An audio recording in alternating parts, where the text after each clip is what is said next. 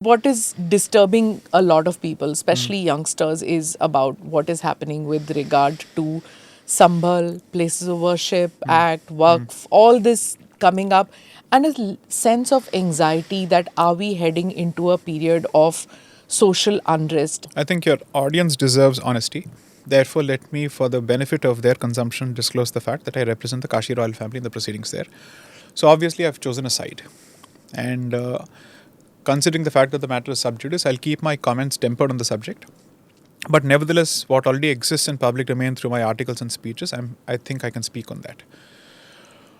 So the optics of it, or the social unrest part of it, if a court order of a survey incites violence or results in unprovoked violence, or the court order itself is seen as a provocation, then there is a problem in the manner in which the Indian state's exclusive claim over the monopoly of violence or force has been challenged.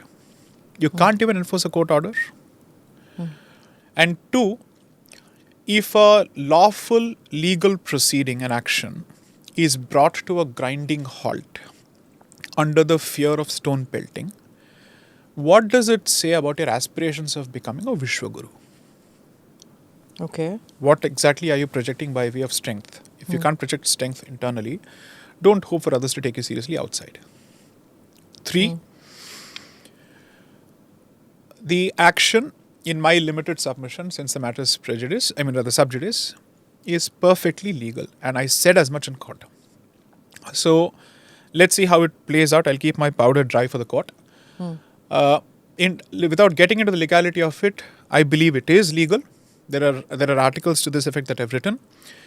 But I think constitutional institutions owe their allegiance to the law, to the constitution, and they should simply ask themselves whether these proceedings must be held hostage under the shadow or threat of violence. I hope they won't be. And two, what does it do to the rights of all those parties who have a right under the law to initiate these proceedings? That is the basic question. See, if social unrest becomes the barometer for any action, कोई भी किसी को पैसे देके 40-50 लोगों को इकट्ठा करेगा और पत्थर फेंकना शुरू करेगा. That immediately questions the law and the legal action. ऐसे थोड़ी होगा. That can't be the barometer or the yardstick for it. Three, I genuinely hope that this matter is heard quickly and it is decided regardless of reactions of any section of the public or community from whichever side. Decide it on merits. Deal with it on merits. Let's apply the black letter of the law along with its spirit and ask ourselves whether what has been happening in the context of Kashi and Mathura are truly unconstitutional or illegal or impermissible or so on and so forth. Let's test that. But it's not just Kashi Mathura. Now there are so many. The lower courts admitted several. So it's going to be several of them, and now they can't. Right. Because there's a stay now. That I agree.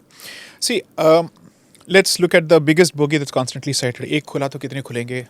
You're opening the floodgates. Floodgates to what? Floodgates to what? Reclamation.